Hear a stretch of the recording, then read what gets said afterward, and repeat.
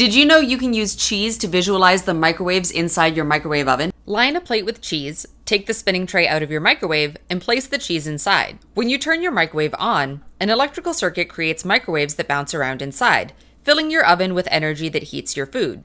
But because these microwaves are bouncing back and forth between metal walls, they create something called a standing wave, which has nodes where the energy is low and antinodes where the energy is high. The high energy spots heat your food well, and the low energy spots not so well. You can see these hot and cold spots on the cheese.